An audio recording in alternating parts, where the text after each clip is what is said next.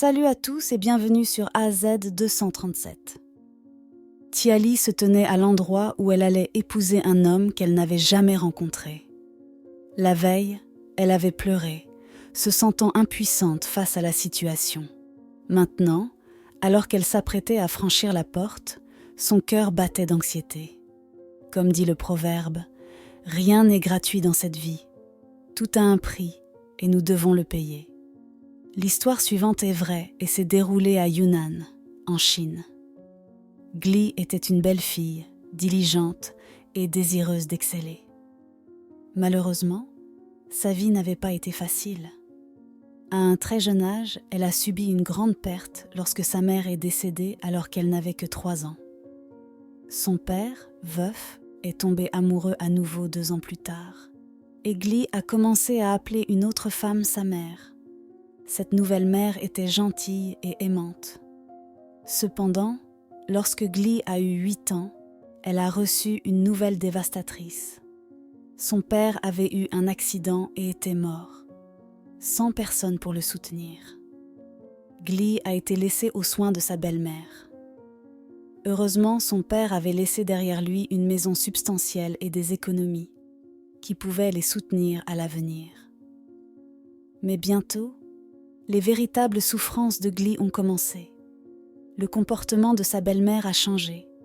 Elle est devenue méchante et a commencé à maltraiter Gli. Finalement, la belle-mère s'est remariée et son nouveau mari a aidé à dilapider tout l'argent du père de Gli. Gli, traitée comme une servante, devait s'occuper de ses demi-frères et sœurs, qu'elle en est venue à aimer malgré la négligence de leurs parents. À mesure que l'argent s'épuisait, Gli était obligée de travailler en ville. Elle vendait des bonbons dans la rue et chaque centime qu'elle gagnait était pris par sa belle-mère et son beau-père, qui ne faisaient rien d'autre qu'attendre de l'argent facile. Gli aspirait à étudier, mais ne pouvait même pas terminer le lycée en raison de ses obligations de travail.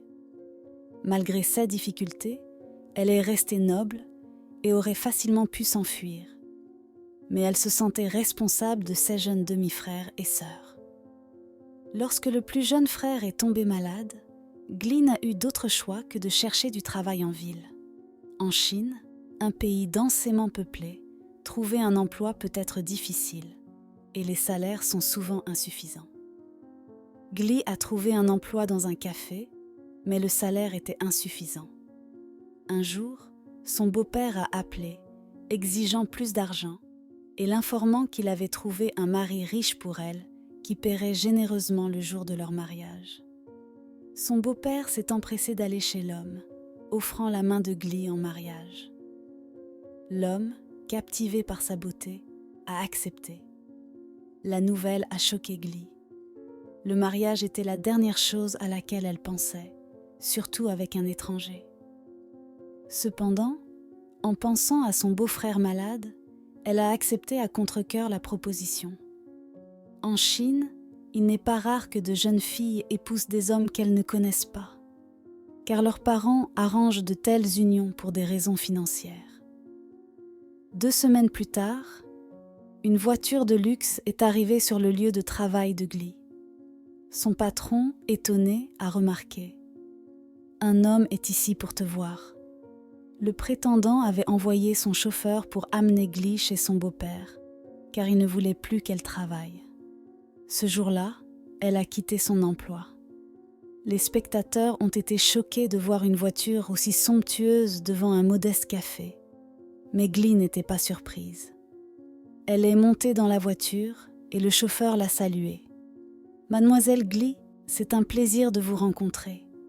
Vous devriez être contente que votre vie soit sur le point de changer pour le mieux. » Gli a hoché la tête et a demandé des informations sur l'homme qu'elle devait épouser. « C'est un homme bien. Vous devez le rencontrer vous-même, » a répondu le chauffeur. Après quelques heures, Gli est arrivée chez l'homme. La famille l'a accueillie chaleureusement. Elle a remarqué que tout le monde avait de nouveaux vêtements, que ses demi-frères et sœurs avaient de nouveaux fournitures scolaires et un ordinateur portable, et même le plus jeune avait ses médicaments et une infirmière. L'homme qui avait demandé sa main avait fourni tout cela. Glee a ressenti un mélange de tristesse et de bonheur en voyant ses demi-frères et sœurs qui n'avaient plus faim. « Ma chère fille, tu te marieras dans quelques jours. Ton futur mari est un très bon homme. Il nous donne beaucoup, » dit sa belle-mère. « Ma fille, si ce n'était pas pour toi, nous n'aurions pas cela. Nous t'aimons. » Une semaine plus tard, Glee a entendu frapper à la porte et a trouvé le chauffeur de nouveau là. « Bonjour, je suis venue te chercher pour acheter ta robe de mariée. » Glee était étonné. Ils ont conduit jusqu'au centre-ville, dans un magasin où les robes ne coûtaient pas moins de 13 000 yuan. Glee a insisté pour ne pas dépenser autant, mais le chauffeur lui a dit que c'était l'ordre de son prétendant. À contre-cœur, elle a choisi la robe la moins chère. Le chauffeur l'a ensuite emmenée dans un autre magasin pour des bijoux et du maquillage.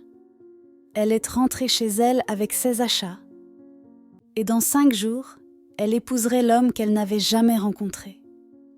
Ce jour inattendu est arrivé. Une fois de plus, elle a entendu la porte de sa maison sonner. Glee terminait son maquillage, cachant les cernes sous ses yeux causées par les pleurs.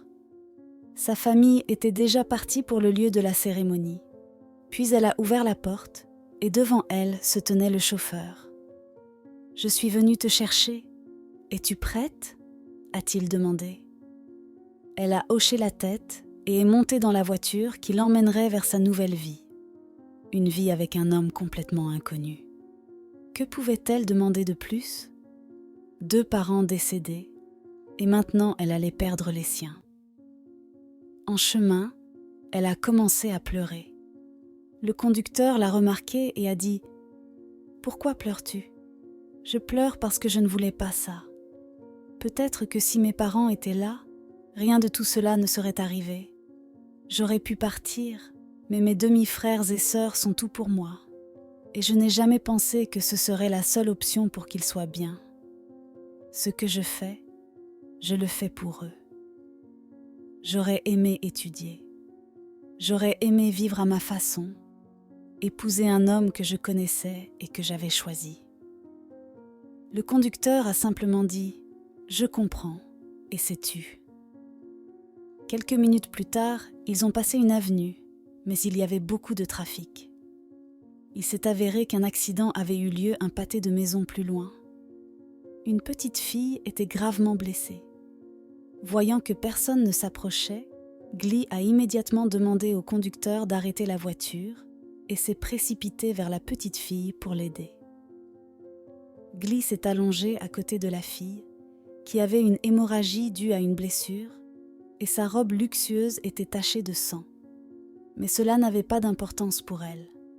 Elle était la seule à agir de manière désintéressée pour aider tandis que les autres personnes se contentaient de regarder. Peut-être ne voulait-elle pas qu'il arrive la même chose à son père. Heureusement, l'hôpital le plus proche n'était qu'à quelques pâtés de maison, donc elle a réussi à l'y emmener avec l'aide du conducteur. Une fois que la fille était entre de bonnes mains, la mariée a finalement pensé à sa cérémonie de mariage, pour laquelle elle serait très en retard. Elle s'est précipitée hors de l'hôpital. Glee a demandé au conducteur de se dépêcher autant qu'il le pouvait. Et quand ils sont arrivés, elle a été la première à sortir rapidement de la voiture et à s'approcher des personnes qui l'attendaient. Tous la regardaient avec inquiétude. Sa robe était entièrement tachée de sang. « Que t'est-il arrivé ?» lui ont-ils demandé. « Où est l'homme qui a demandé ma main ? Je suis venue pour me marier comme nous l'avions convenu, » a-t-elle dit, presque en larmes. « Ma fille, il est derrière toi, » a dit quelqu'un. La fille s'est retournée et n'en croyait pas ses yeux. Elle s'est rendue compte qu'elle avait déjà vu et même parlé à l'homme, puisque la seule personne qui la regardait était le conducteur. En effet, le véritable prétendant était le conducteur. Il s'est approché d'elle et a dit « Glee, je suis désolé que tu aies dû traverser tout cela. Lorsque ton beau-père est venu me voir, je suis devenue très intéressée par toi. Je te trouvais belle et je n'arrêtais pas de penser à toi. Alors, je lui ai dit que je voulais t'épouser. Mais d'abord, je voulais comprendre qui tu étais vraiment. Après avoir vu tout ce que tu faisais pour aider tes demi-frères et sœurs, comment tu étais maltraité par ceux qui auraient dû prendre soin de toi, et comment tu as sauvé cette fille inconnue, ruinant ta robe coûteuse et arrivant en retard à la cérémonie. J'ai réalisé que j'aurais de la chance si tu étais mon amie, même si tu n'étais pas ma femme. En fin de compte, tu as le choix de qui tu veux être avec. Tu es libre. À ce moment-là, le beau-père a parlé. Tu ne vas pas te marier? Et l'argent que tu nous avais promis? L'homme a répondu. Pas de mariage, pas d'argent. À partir de maintenant, Glee ne sera plus seule et je vais engager des avocats pour obtenir la garde de ses demi-frères et sœurs, puisqu'ils n'ont jamais pris soin d'eux. De plus, commencez à faire vos valises, car cette maison lui appartient.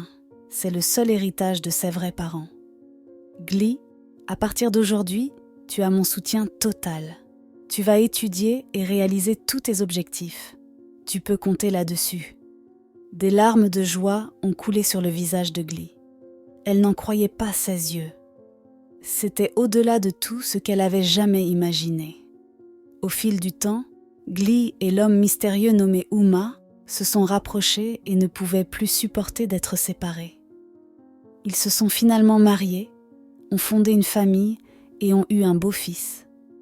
Ils ont également récupéré la maison de Glee et ont obtenu la garde de ses jeunes demi-frères et sœurs. Les beaux-parents, connaissant maintenant ce que signifie vraiment travailler, ont sans aucun doute regretté leur mauvais traitement envers elle. Cette histoire enseigne une leçon précieuse. Si vous faites le bien aujourd'hui, le destin vous récompensera. Mais si vous faites le mal, vous en subirez sûrement les conséquences. Quelle est votre opinion au sujet de cette histoire? Dites-le nous dans les commentaires. Merci d'avoir regardé la vidéo. Surtout, n'oubliez pas de cliquer sur le bouton j'aime et partager autour de vous. À très bientôt sur AZ237.